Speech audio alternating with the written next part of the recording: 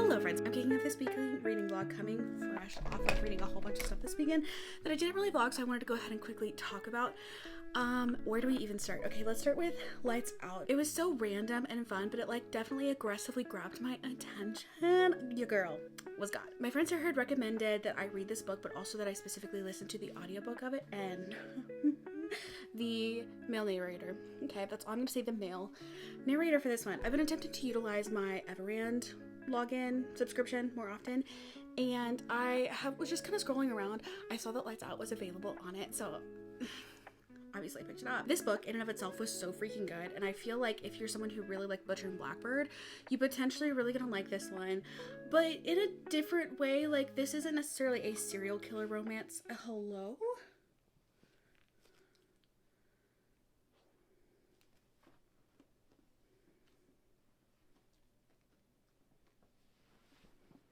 By all means, let's take a sit. This book was honestly such a freaking fun time. It's definitely a darker romance. However, you talked about very similar topics as you did Butcher and Blackbird. It definitely was a darker romance, but at the same time it felt more silly goofy. I had a really good time listening to this audiobook, specifically to the point where I like the narrator so much I was like looking up other books that he has narrated. What is it, the Sinners series by Sierra Simone, like Priest? I have never really wanted to read that. I suddenly really want to read that just because of this narrator. So if you're looking for something on Everand to take a little look-see, might I recommend Lights Out. I didn't necessarily feel like uber convinced by the whole mask situation. Like, I kind of got it, I kind of didn't, but I was like, okay, whatever. I didn't necessarily like it, but I didn't necessarily like dislike it either. It's definitely Black Cat Golden Retriever, and our male main character is very much so Golden Retriever, and there were just like so many silly goofy moments in it, while at the same time it wasn't specifically supposed to be silly goofy. So I just had a really good time listening to it, and I'm very much so glad that I listened to it over reading it physically. I feel like the male narrator, again, was just kind of doing the most. The book was primarily male narrated, so if you're someone who likes a good male POV, this is definitely one to look into. Somehow, I definitely liked it more than I liked Butcher and Blackbird, and I can't decide if it's just because I read this more recently or if it's because I genuinely did like it more. But I'm just gonna go out on a limb and say that I liked it more because I had such a fun time listening to it. There were darker topics, but it didn't make me feel like, I don't know, dark. It made me feel like we were talking about the dark things while at the same time we're just having a silly goofy time while we're here kind of vibe. And I always say definitely look up your trigger warnings on this one. There are some dark topics and some things that happened in the past for these two characters that are very much so brought up and addressed. However, it at the same time was just like a fun time for me personally. Something else that I listened to the audiobook for: The Wren and the Holly Library. K.A. Lind actually lives in the same town that I live in, which is kind of interesting. I went back and forth with this book. I really liked pieces of it, and I was like, wait, is this like the best book that I've read in a minute? And then I would go back and be like, okay, well no, this is just good right now. And then I'd be like, oh wait, this is like kind of a vibe. So I definitely like this one a lot. I would probably also say like a solid 4.5. I didn't give context for either of these two books. Lights Out, this girl watches this guy's thirst traps that he posts, and he's in a mask the whole time. He doesn't share his identity. She doesn't know who he is, vice versa, until she starts commenting. Come to find out, they have a little, I'm not gonna say a meet cute because it's not a meet cute, but like in the same sense, they end up meeting each other under suspicious situations, and it just kind of goes from there. Their relationship is wholesome, while at the same time they're very like spicy and adventurous with each other, but like they feel safe to do these whack things with each other. And because they feel so safe, it's got this like really cute like wholesome background. There's your synopsis. The Wren and the Holly Library though. Okay, so this book, I read the first part, I want to say like the first like 80 pages or so. Back when it very first released, I sat in a Barnes & Noble and I was like, wait, do I want to buy this book right now? I got some time, so I sat and I read it. I didn't get it at that time, and then I was able to meet K.A. Lind at this Lubbock like book festival thing, and so I got it then. However, I finally have circled back to reading it, and it kind of has my name all over it in a lot of senses. It low-key feels more like post-apocalyptic versus dystopian, but like you could kind of, there's arguments for both of them. There was essentially what they called the monster war and a monster treaty. So basically we find out that monsters are real. You've got all the different types of monsters, and we're running around New York City, and all of these monsters have this treaty, and so different areas are zoned off for different things. Everything's way crazy expensive. People are poor. People are like not doing well. Other people are doing really well. And so you get this interesting like city urban dynamic. And then we have our main character character, Kierce, she is a thief and she's tasked with stealing something from this library. Come to find out, she is stealing from the mysterious graves, and he ends up catching her. What a shock horror. He ends up conscripting her to work for him, and they end up going on this like little adventure situation, trying to learn her abilities and like figure out what she is, who she is. They're trying to accomplish this goal, but the whole vibe of like running around New York City with all of these monsters running around, and you don't really know who to trust, and you also have a thief who's like really good at her job and also who is just like doing her best. And then you've got these two characters, one of which who is a very deep, dark, mysterious, tall, brooding, handsome Graves, who is not forthcoming with info, but at the same time she wants to trust him, but at the same time doesn't know if she should trust him. I thought all of those dynamics were really interesting.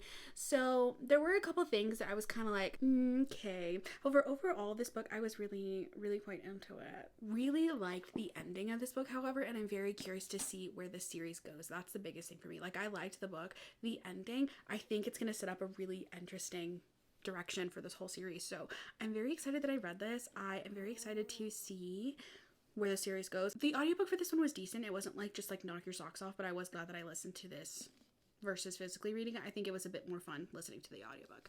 However, now I feel like I'm suddenly in an audiobook mood, so we're going to address that later on this week. However, I'm also currently in the middle of Frost. We do have book club for it tonight. I keep talking about Sarah apparently. I'm not mad at it at all.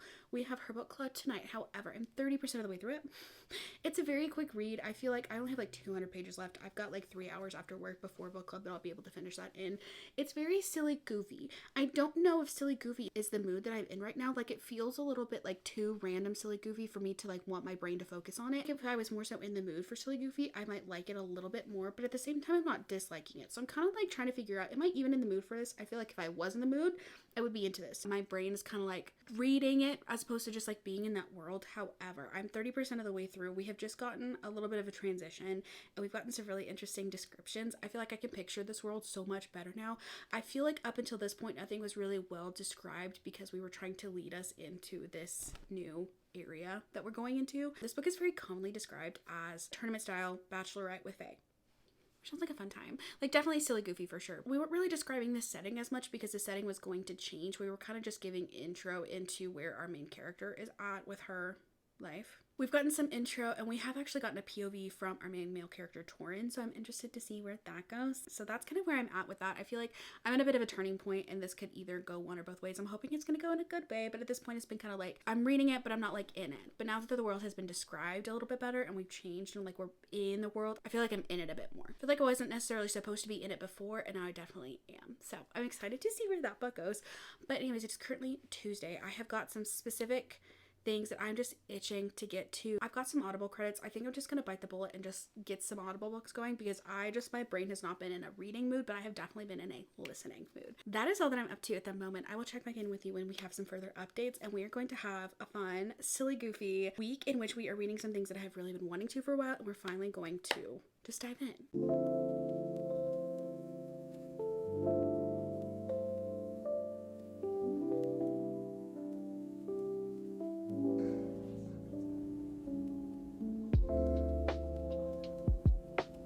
Just got off from book club, so I figured I would go ahead and update you on my thoughts. Also, all of the dogs have been completely passed out of sleep. 2 of them are asleep. One of them is like figuring out what this world even is.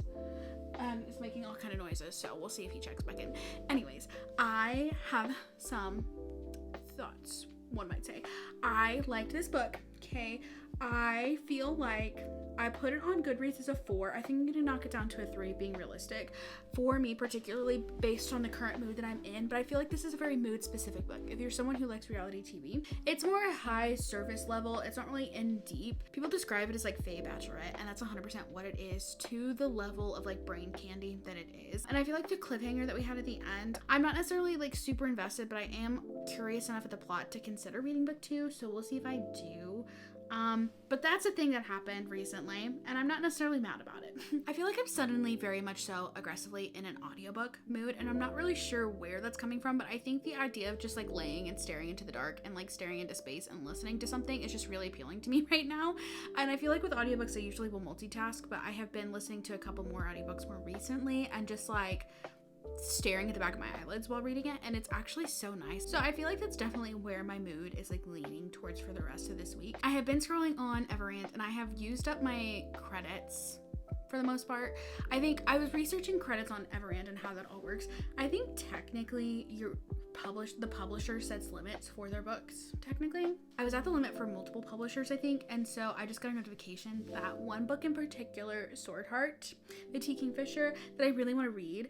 Obviously, I want to read it, but I just got the notification that is available, and I'm very much so into the idea of reading that. So we'll see when I officially start that. Tonight I'm going to go ahead, it's like 10 o'clock now. Once I can kind of settle down for the evening, I am going to go ahead and edit some tonight. So that's probably the extent of reading that I'll be doing today. I feel like I'm at this point in the month where I have some things I specifically want to read this month, and I partially feel like I want to read those things specifically, but I also just kind of want to go wherever the wind takes me, to be fully honest. So I might just kind of like sit back and see what happens.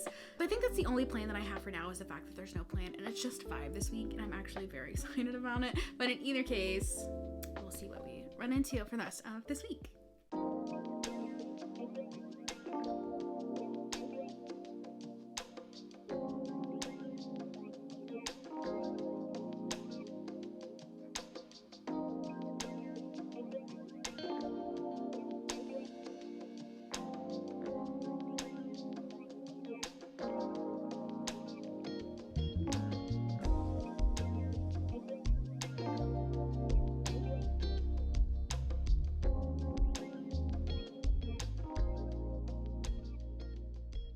So quick little update on reading things. I went ahead and this morning I listened to Sword Heart.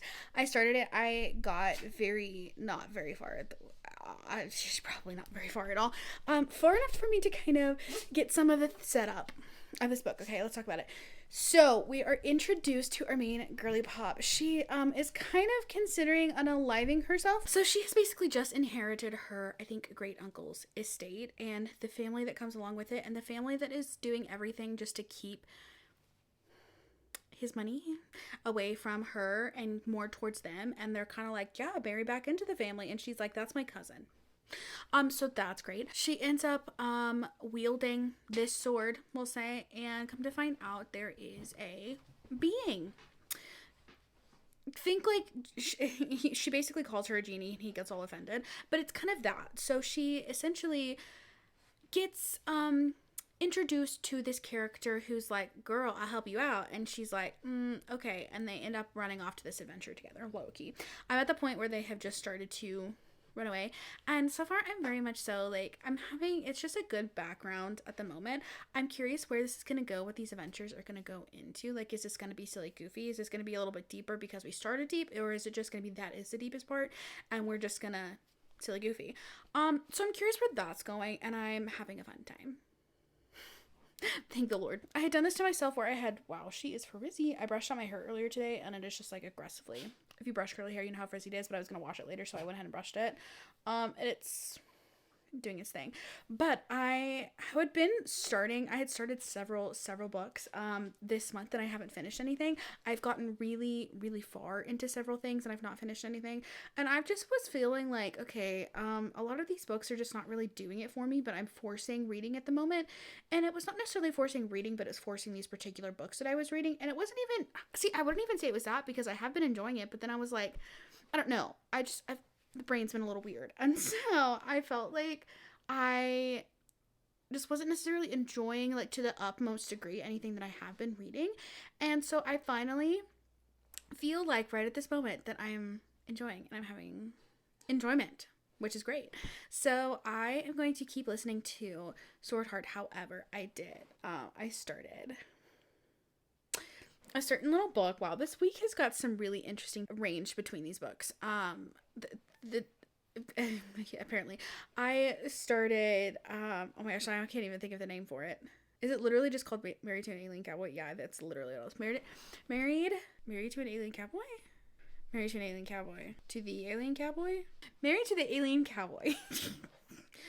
We got there. So it is technically the Cowboy Colony Mail Order Brides. So the setup for this book, you can come sit with me, buddy. That's okay.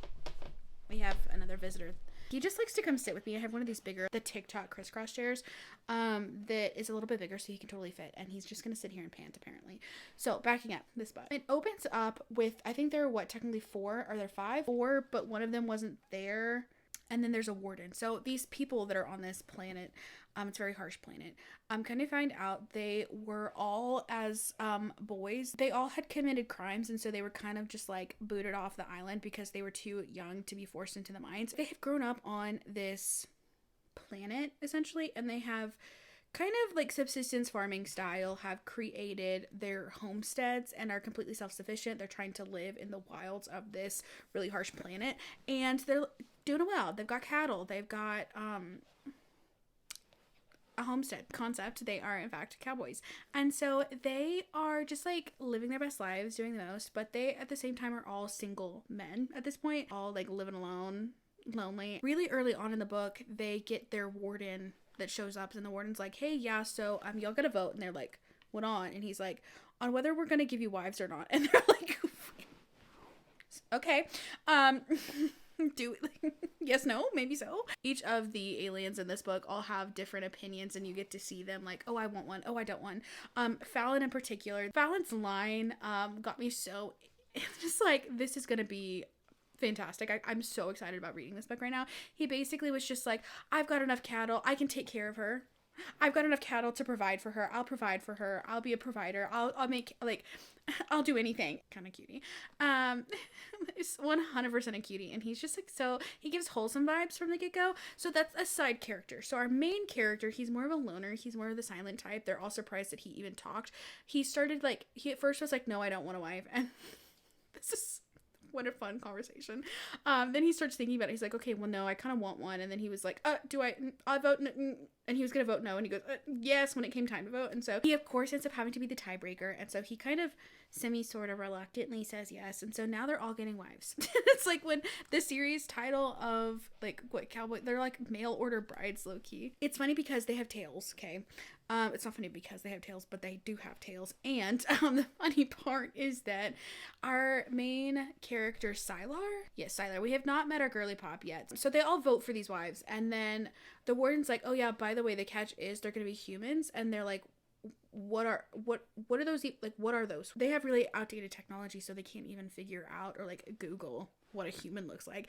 And so they're all just kind of like sitting in anticipation. One of them happened to have like slightly working technology, and he was like, yeah, they don't have tails. And they all were like, what? How do they function? A tail is a very useful piece of functionality. Like, do they have 3 arms to compensate? And I'm just like, this is what I needed in this moment. So I foresee myself having an alien romance in general thing coming along, but then also cowboy alien romance is really scratching my brain in a good way. But I think just the vibe of like chaotically fun, wacky, and not something that you look at that you take too seriously from the get-go and you can just have genuine fun with is where I'm at right now. And I'm enjoying where I'm at. I am quite actually like 4% in at the moment, so like take this for what you will, but that's just the very, very initial setup. So I could end up getting into this and I'm like, okay, whatever, but for right now it's fun. It's really fun.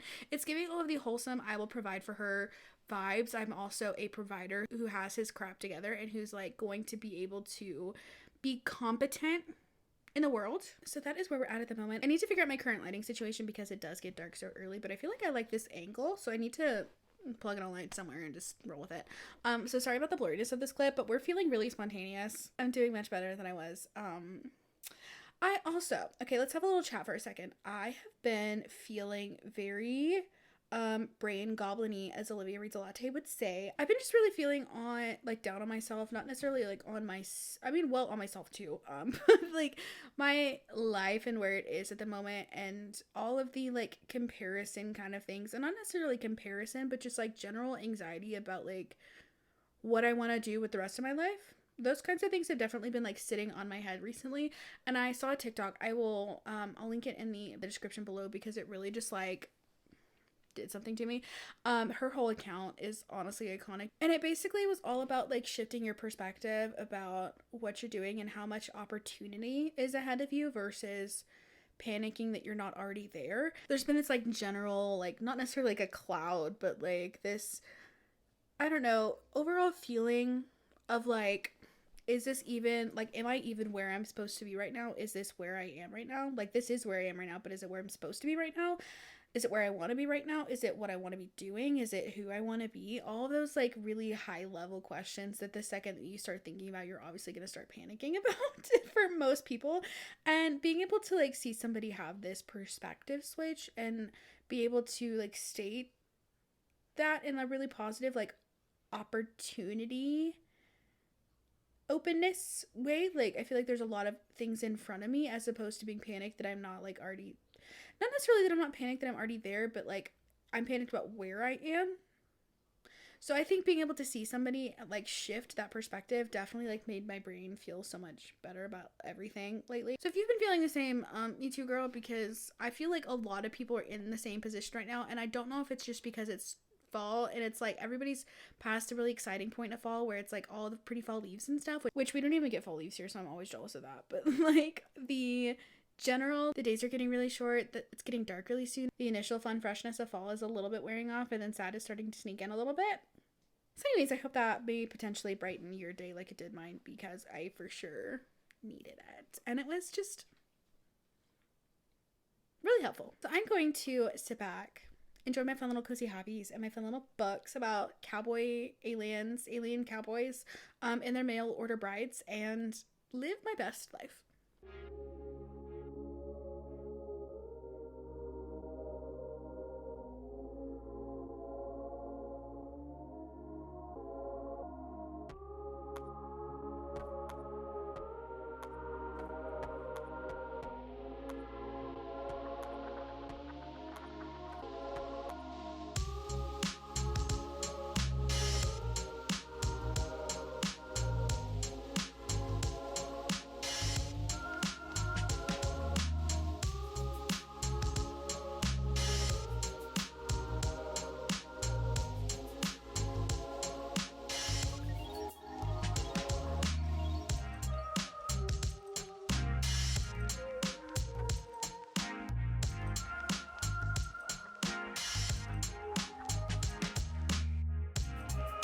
Hello friends, I just got back from book club, and first of all, it is always a good time when it is book club time of the month. The local book club that I'm in is just filled of the most iconic people, including Mariah, who hosted this month, and she also went ahead and gave me a copy of her Never Lie. So anticipate seeing this book in a future vlog sooner rather than later, but I wanted to go ahead and update you on my final thoughts for Married to the Alien Cowboy. Okay. I liked it a lot. Okay. I feel like this book, I think I was just in the exact right mood for it. Like I wanted silly goofy in a way, but I also really wanted something unhinged in a like chaotic way. This book had spice, but it wasn't like the spiciest thing that's ever happened. I also wonder if this book had been longer, if we would have had a bit more time to do so. I feel like that would have been good. However, okay, hear me out when I say this. This book was so wholesome. We talked earlier about this alien who was essentially in a penal colony, but he was sent at a very young age, and so he was never really introduced to not only the world at large, but the adult world, and so he is still very confused on the mechanics of female and male relationships, we'll say, and so he is just plagued by these feelings of I am a monster, I'm murder, I'm a monster, and I also really want to do terrible things to this human woman who just happens to be my wife. And they're really forced to learn each other and communicate with each other through these like maybe not necessarily miscommunication tropes. I was kind of concerned that this book was going to have more miscommunication because Sylar, our main character, he's just a very like silent stoic type who's not necessarily going to clearly communicate his feelings. So I was kind of concerned that as we were going to get further into this character having stronger feelings, especially towards another person, if we were going to get to see that communication actually work out and how that was going to work out. We also had the seeds planted for some miscommunication prior. However, these two characters really worked through it really well. Like they were able to kind of get through each other's initial barriers, and like obviously there is some translation happening, but there's also some cultural differences that are happening, and our main male character doesn't even know what his culture is necessarily supposed to be to see how it even translates into an interspecies relationship, we'll say. You also get the really wholesome vibes of a cowboy romance in the sense that this man is doing all that he can to work the land and his animals and provide for everything that's happening. Like, he's gonna work super, super hard, but at the same time, he's gonna do everything he can to provide for his people. The fact that our female main character is named Cherry, and at first you're kind of like, that was kind of explained away. Like, there was definitely a tie to that I actually did end up liking a lot more than I thought I was going to. So that at least kind of evened itself out. If you have read Radiance by Grace Draven and or there are pieces of Ice Planet Barbarians that are kind of similar. You've got these two characters who at the end of the day are going to have a love story, but they're also just trying to work through very stark differences, like literal like physical differences, as well as like cultural differences and like language differences and like certain things not translating well. There are a couple moments where our main character is very sarcastic and is using different phrases and things to communicate whatever it happens to be, and he's like, what? Because that phrase doesn't directly translate. And so there are definitely some lost in translation moments and just like some funny like haha moments. So overall, I don't know, when I finished it I immediately was like, is this a 5-star? Friday night, I was looking up a whole bunch of YouTube ambiance rooms, like specifically Western ambiance rooms, and there actually were quite a lot to choose from. So I pulled up a Western ambiance, and it was totally the vibe. But apparently this weekend has just been a whole Western themed weekend because my dad and my mom were supposed to go to the county 4-H like stakeout fundraiser event kind of thing. My mom unfortunately got a cold, so they had these tickets and my dad really wanted to go. So I went ahead and drove the hour and a half and went to this stakeout fundraiser situation with him yesterday, so Saturday, and that was a fun time. And then today we are having our Alien Cowboy Romance Halloween book club. I don't know how all of those things come over, but apparently they just all translate. So I think I was mentally prepped and primed to just have a fun Western yeehaw moment. We apparently just committed to the bit. However, I did so again, little mini road trip in which I did drive an hour and a half, both ways technically, but on the way back I decided to start a certain audiobook. I want to continue listening to the Sword Heart audiobook, but my brain really could not stop thinking about a certain book that is at the bottom of a stack in front of me. Why it has to be at the bottom, because of course it's at the bottom. Okay, so I have just been like mentally really focused on this book. I'm really into it. Okay, the font size in, whoa, okay, first of all, okay, that's pretty. Second of all, the font's really big, and also the margins are really big, and I'm into it. I think I was at chapter 10. No, I'm definitely somewhere in 11. Am I in chapter 12? I'm getting into some things. Okay, so this book, I've heard it described as a prequel for this whole series. Our main character, Auren, she is currently in love with, but also imprisoned by, if you will, King Midas. So essentially they had a love story that goes back like 10 years. He became king of the lands. I never really read the synopsis for Gild beforehand. King Midas rescued me from the streets. He gave me food, shelter, and his heart. I promised to love him forever. But when war comes to the kingdom, his deal is struck, and I am at the heart of the bargain. Everything I know starts to change. My love for Midas is challenged, my trust broken. Suddenly, I'm sent to travel between kingdoms to a future I no longer understand, and my spirit becomes truly tested. We're gonna stop there because the rest of that feels spoilery for bits that I haven't even gotten to yet. Slay. She has been the king's favored saddle, is what they're called. Basically, the king's women, we shall say. Okay. She's been the favored one, and she actually was not necessarily turned to solid gold, but has been gold touched, I think is the official verbiage. So she is a gold girly pop. She also has magic, and so she's got what she calls ribbons. They're like extra usable appendages, which is kind of fun. I'm curious to see where that goes. However, you right now are getting a lot of these like inner court, not necessarily politics, but just the day-to-day, almost kind of slice of life. There is a war in the kingdom. We're kind of slowly I say slowly, pretty quickly, getting into this war and figuring out like what everybody's place in these events. We're slowly figuring out more information about the war, as well as setting up the rest of what really feels like the series, but what's currently happening in this world and the beginnings of this war. So, first of all, Auren is very much so starved of attention because she's basically in this cage this whole time. And so she's like, King Midas, the person who I've loved for forever, please touch me because I'm literally alone right now. Like, there is a lot of loneliness and like deprivation. She is the favorite of King Midas's women, and she very much so gets hate from the other women as well as intrigue from the other men and people at large in the world. So she's very much so looked at, she's very much so held on a pedestal, and she kind of just wants to be a girl, okay? She wants to have some freedom, but she also is actively in love with Midas. She thinks he's the most beautiful man in the world. He actually saved her from the streets, and she kind of like knows that he has done so much for her, while at the same time he's literally keeping her in a cage and is absolutely beyond cruel to her. He's literally built, or I guess renovated, this castle around her cage so she can still roam amongst the castle while still being in the cage. Like, there are all these hallways. It's kind of interesting.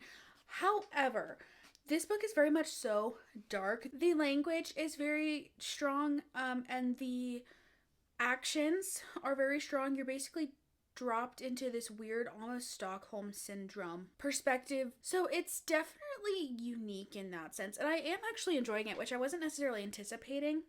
I was anticipating enjoying it, but after listening to the beginning of this book and really getting into it, I was like, oh, am I gonna like this? I actually do like this. So I'm curious to see where this goes. Like, I can already see it feeling like a prequel, but I'm curious as to what this prequel is for moving forward. So I'm having a good time so far. I'm like 125 pages. I'm cooking along. I'm doing some things. I'm glad that I'm finally getting to this book, because I feel like I've had this on my TBR for forever. Like, ever since it was, I want to say, copyright 2020 and 2024, when it was originally self-published, I guess around then. So I've been looking at the series for a very long time, while also actively avoiding any potentially spoiler for the series, because I don't feel like necessarily like spoilers are very common with this series in particular, but also I wanted to go, and I'm someone who likes to go into series with absolutely no idea about what it's going to be, and I feel like I get the most enjoyment like finding out all of those surprises as I go, as opposed to having like a preconceived idea about what this is. So if you're going into this book, you kind of do need to be prepared for how dark it is, and how much your main character is someone who is essentially imprisoned, and not in like a fun, silly, goofy way, but a dark way. We are right at a point, and if you've read the Plated Prisoner series, a deal has been struck and the evening is ending, we'll say. I'm also really enjoying the audiobook for this one right now. It is dual narrated. You're also getting to hear the male voices during Arn's POV. So I think that is definitely also helping bring the story to life. One final thing that I also wasn't necessarily anticipating. The kingdom that we're in at the moment is very snowy, very rainy, very cold, very winter-y coated. So it's kind of making me very excited for winter at the moment. So that's a fun time. Anyways, I will check back in with you when I have some other reading updates. Also, quick little last thing, I'm feeling very westerny inspired today apparently, but I got this shirt from Fabled. It's the fastest reader in the West, and while I may not actually be the fastest reader in the West, it is a cute t-shirt, so pretend we shall. I'm laughing at the fact that I have now worn 2 shirts this entire vlog, because one of them I did the laundry, and this one I took it off because I wore it for 2 seconds, and then I put it back on this last night, and here we are. So I swear I own other clothes. I have updated Gild. I finished Gild. You can tell it's raining pretty aggressively, which actually is a miracle. It has not rained here in, honestly, since the last time I vlogged about it, which would have been, so that's fun. I wanted to go ahead and wrap up my final thoughts on Gild, because I have finished it. First of all, I think that the audiobook genuinely was the way to go with this book. I've heard a lot of people talk about how it is essentially a prequel book, and it does make sense to me, but it also, when you listen to the audiobook, it almost makes it feel more like Arn's story that she's telling you versus you just like reading it and being in her mind. I think that format really works well for the storytelling style of a prequel. You know that joke about people who get a dog to help with their anxiety and then they end up getting a dog with anxiety?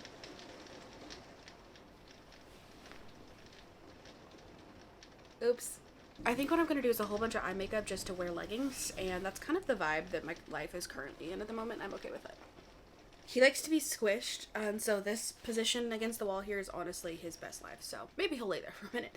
So Gild is a prequel in the sense that you get some setup and you get some context for the relationship between a whole bunch of characters, and you're getting to see like a little portion of their lives in which some big things are happening, but it's not big things in the greater context of a larger series. Like, I have really no idea at this point where the rest of the series is going. We have basically set up a war, and we have seen thought patterns, and we have seen some situational things happen to characters, and we know where they are at currently. These characters are in trouble. What do I want for these characters? How do I want them to be rescued? I don't really know. Like, these characters are definitely in trouble, and I'm gonna keep this as vague as possible, but this conflict that we're currently experiencing, I don't really know where it fits into any plot. Like, it's definitely conflict, but it's not anything that's like, I'm having a really hard time wording this. So you've got a plot, you got a conflict. This conflict usually is tied into the plot, and it puts the plot at risk. Right now, it's just the character is at risk. There's not necessarily a goal that we're currently trying to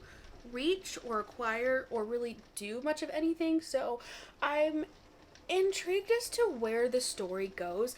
It does surprise me that this series is so popular, and it is as popular as it currently is, because after reading just the first book, I feel like I wouldn't necessarily have immediately knee-jerked to pick up the next one. Not that it wasn't good, but just that because there wasn't any general semblance of like real direction that we're really going with the series, it's not a book that in my head would be as popular, like as many people would like it and would want to actually continue with it. So that obviously leads you to believe that the people who did read book one and who continued into book two and beyond must have been real good. So I'm definitely wanting to continue the series, and I'm definitely wanting to see what book one was even doing in the context of the grand scheme of things for this series. So that's where we're currently at with Gild. I enjoyed it. I also wasn't anticipating it being as, not that I wasn't anticipating it being dark, but as deep into certain trigger warnings that it has and that you're aware of that are happening. It really goes into a lot of those things. The language around a lot of what's happening is very upfront that is in fact what we're talking about. It definitely does not shy away from talking about these topics that are occurring in the plot line. So I thought that was interesting and also kind of surprising. Like, I wasn't really anticipating it to feel as emotional, which is interesting because these last several books that I have read have been darker topics. Lights Out, for example, did not feel near as dark as Gild did. Gild is definitely dark, but it went there, and it really went there in a way that I wasn't anticipating, because the last couple books have said that they were going to be dark and they weren't really all that dark, and then I went into Gild and it was dark and I was like, whoa. So I think that was a bit of a surprise to me, and I enjoyed it. It's been a while since I've read something that wasn't silly goofy and that didn't just feel silly goofy, and I think that my brain really needed something like that to just kind of like grab it, and especially be a little bit different, because I had been reading some other books that were just not as intense. Books that were just supposed to be fun time spenders as opposed to things that like were actual things that were going to stick with you. And that's a completely different topic. Like, what kind of books do you like to read the best? How do you personally like to spend your time reading? Do you want all silly goofy all the time, or do you want to have something that's going to be a little bit dark? However, I am so glad that I have finally read this book. I feel like I have been looking at it for a very long time. I'm just kind of looking at it in my head without having actually read it, and I'm just very, very excited to now know what all the girlies are talking about, but then also to be able to continue on in this series, because what I think I want to do, I wasn't really anticipating reading the next book so quickly. I was really anticipating reading the first book and coming back into book two, like I've been doing with literally every other series recently, because there are so many books that I really want to get to that are on my November TBR, that were basically on my October TBR / my fall TBR, but they got pushed because, you know, it was all fall, not just October. But in my head, it was just October, and then I didn't read like anything off of the TBR in October, so that happened. So I was originally planning to read some other things on my TBR, but I think what I'm going to do is I'm going to read Gleam, Gild, Gleam, Glow, Gleam next. So I've said it and I'm going to say it again. This book is definitely one where you need to look up your trigger warnings. The specific trigger warnings for this book are not things that we just talk about and things that happened in the past. We are actively going through a lot of these scenarios, these situations, and we're kind of we're actively going through what I think will eventually be Arn's backstory. We will see. I really do enjoy listening to audiobooks, but I do also feel like sometimes I rate things higher when I read them physically, which I think that's just because sometimes I multitask too close to the sun. And so I end up listening to audiobooks that I think that I wouldn't necessarily like give 5 stars. Like I end up listening to the things that I'll give like 3 or 4 stars, but I do want to read it. I'm not reaching for the things that are legitimately on my TBR that I want to read now. So then when I get into these audiobook moods, I end up not either reading the things that I actively want to read right this second, or I end up like this month, I end up reading things that I do want to read, but then I end up not reading from my TBR. Like at all. So I'm 100% glad that I just bit the bullet and just picked this one up and just started reading it. So Val, you're welcome. We've had some redemption. I really liked this book one, and I could see myself really liking where this series goes. I'm having a great time. I'm living my best life, and I am going to continue living my best life in the only way that I can, which means that we are going to close out this vlog, and I'm going to go ahead and start another vlog in which I think I was kind of hemming and hawing and debating if I wanted to immediately go into book 2 in the Play to Prisoner series, because there are some other things that I also wanted to read, but then I was like, you know what? I keep starting book 1s in all of these series and then never getting into book 2, aka Vows and Ruins. The way that I kind of want to do the black shadow liner instead of just the brown today, I think we're going to do it. And I'm probably going to regret it, but whatever. I like how this was supposed to be such a low-key, chill errand date. And then I just started packing on eyeshadow, and then here we are. So, oh, that's much thicker than I anticipated. Uses an extremely thick brush, is surprised when the line is thick. That is all for this week's video.